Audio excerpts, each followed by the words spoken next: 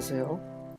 작은 새와 함께하는 바이블 스터디 64번째 시간입니다. 오늘은 믿음에서 나오는 행위라는 제목으로 창세기 17장 23절부터 27절까지 함께 살펴보도록 하겠습니다. 17장 23절입니다.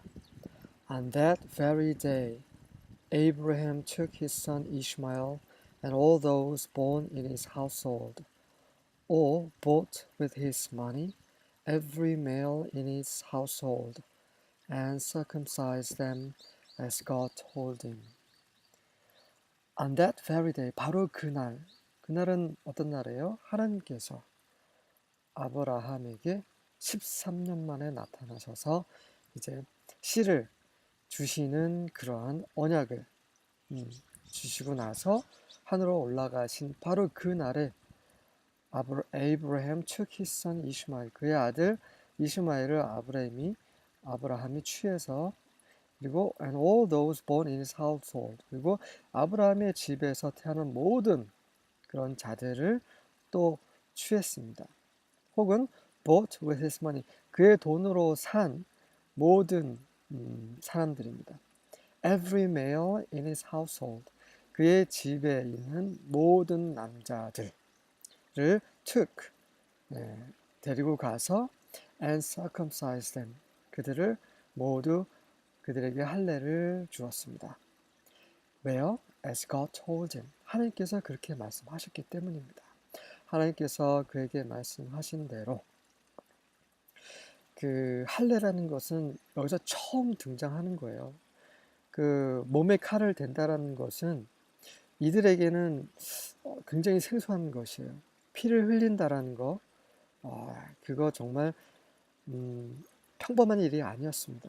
하지만 아브라함에게 하나님께서 언약을 주셨고, 아브라함은 하나님을 믿었고, 그 믿음에 따라 순종하여 하나님께서 말씀하신 대로 행동하였습니다. 바로 약속의 씨를 받을 준비를 한 것이죠. 침례자 요한은 이렇게 외쳤습니다. 주의 길을 평탄케 하라. 그 세례 요한이라고도 하죠.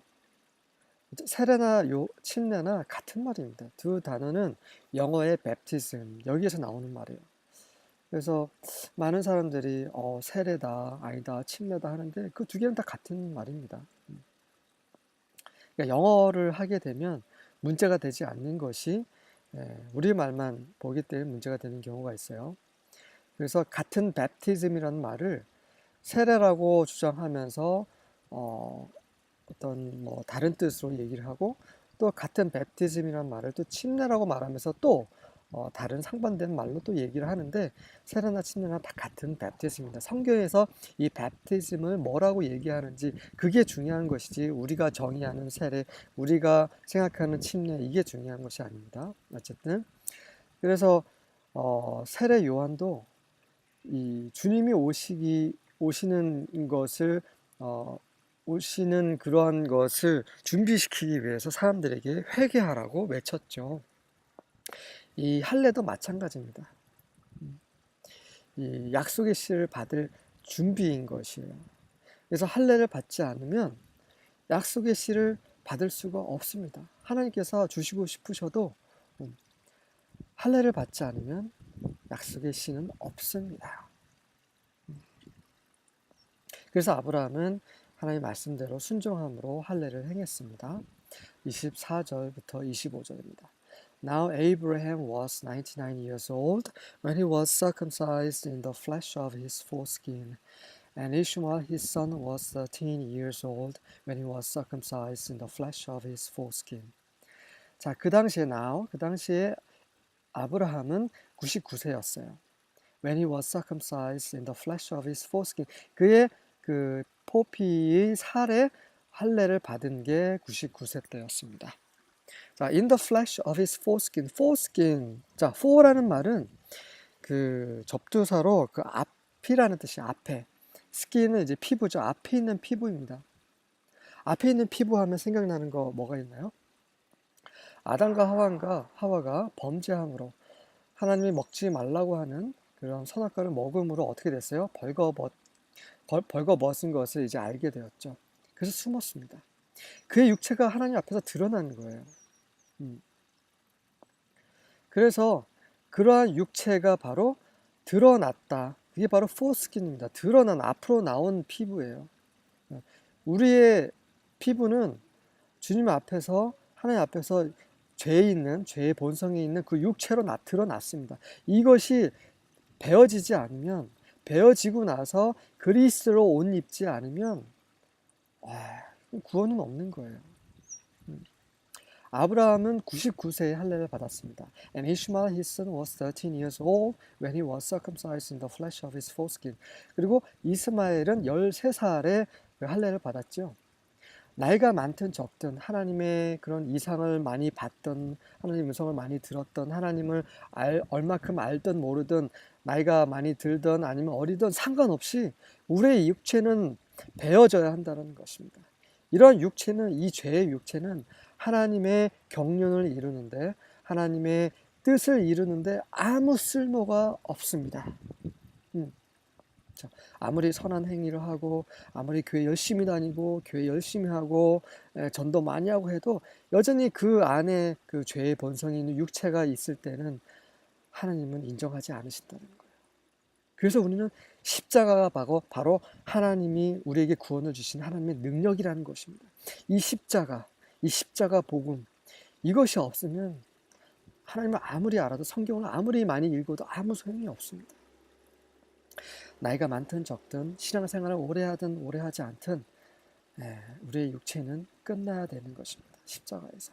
그러할 때 그리스도께서 우리의 의가 되시고, 우리의 평강이 되시고, 우리의 모든 것, 우리의 실제가 되실 수 있는 것입니다.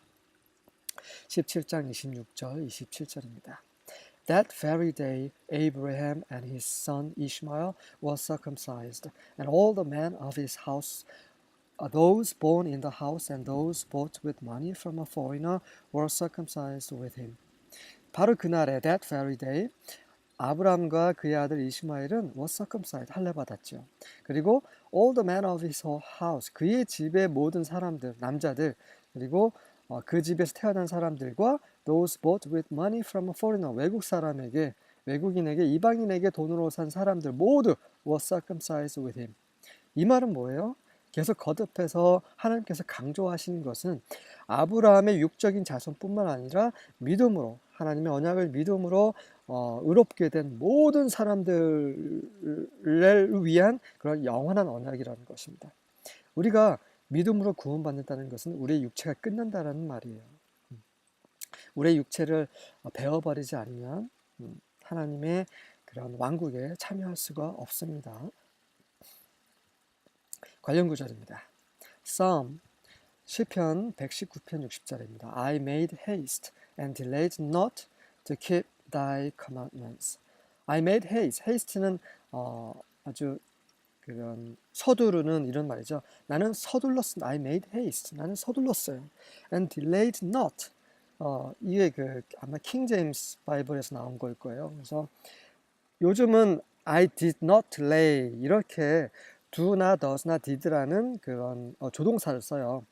하지만 의문문이 아니라 부정문을 만들 때, 하지만 옛날에는 do나 does나 did를 쓰지 않고 그냥 not, 그 동사 다음에 not 이렇게 부정어만 썼습니다. 그래서 delayed not이란 말은 delay, 꾸물거리다, 지체하다란 말이죠. 미루다, 지체하지 않았다라는 말입니다. 저는 지체하지 않았습니다. 미루지 않았습니다. 무엇을 하기 위해서? To keep thy commandments.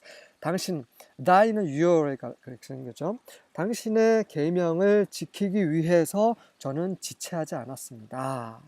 서둘러서 당신의 계명을 지켰습니다. 이런 말입니다. 그렇죠. 이 믿음이라는 것은요, 우리가 그분을 믿을 때 이런 믿음은 우리의 행위를 가져옵니다. 또 자세히 보겠습니다. 이번에도 좀 순서가 바뀌었어요. 죄송합니다. 로마서 2장 13절이에요. 늘 이렇게 이게 신중하지 못하면 이렇게 실수를 범합니다. 저도 여러분도 항상 매일매일 실수를 해요. 이런 것들은 발에 끼는 먼지예요. 이런 것들은 이제 보혈로 말씀으로 매일매일 씻으시면 되는 거예요. 하지만 일부러 짓는 죄들, 그렇죠? 내가 죄라는 걸 알면서도 짓는 죄들, 이런 것은 정말 잘못된 것이에요. 하나님이 우리를 구원하신 것은 죄를 짓지 않게 하시기 위해서 구원하신 것이지, 죄를 마음껏 지으라고 구원하신 것 절대 아닙니다. 로마서 2장 13절입니다. For it is not those who hear the law who are righteous in God's sight, but it is those who obey the law who will be declared righteous. 자, 바울은 로마서에서 이런 말을 해요. For 왜냐하면 it is not those 그런 사람들이 아닙니다. Who hear the law who are righteous in God's sight. 하나님이 보시기에 in God's sight 하나님 보시기에 righteous 의로운 자들은 그런 자들이 아니에요. 어떤 자들이요? Who hear the law 그 율법을 듣는 자들이 의로운 자들이 아닙니다 라고 말을 하는 겁니다. But 그러면 어떤 자들이 의로운 자냐면 it is those 그런 자들이 어떤 자들 obey the law 율법을 순종하는 율법에 따라 율법은 뭡니까? 바로 하나님의 말씀이에요. 하나님이 주시는 그 말씀에 따라 순종하는 자들 그런 자들이 who will be declared righteous 그들이 의롭다라고 declared 선포될 것이다. 그렇습니다. 이 믿음은요, 아브라함은요, 하나님을 믿고 그 믿음에 따라서 순종함으로 할례를 행한 것이에요. 그러니까 많은 사람들이 이래요. 행위로 구원받는 게 아니라 믿음으로 구원받는 맞습니다. 그래서 이렇게 주장하는 사람도 있어요. 믿음으로 구원받기 때문에 행위는 필요 없다. 절대 그렇지 않습니다. 그러니까 이렇게 주장하는 사람들은 왜 그러냐? 성경을 모르기 때문에 그래요. 성경을 창세기부터 요한계시까지 차근차근 성령의 빛 가운데서 읽는 모든 사람들은요 절대 이런 말을 할 수가 없어요.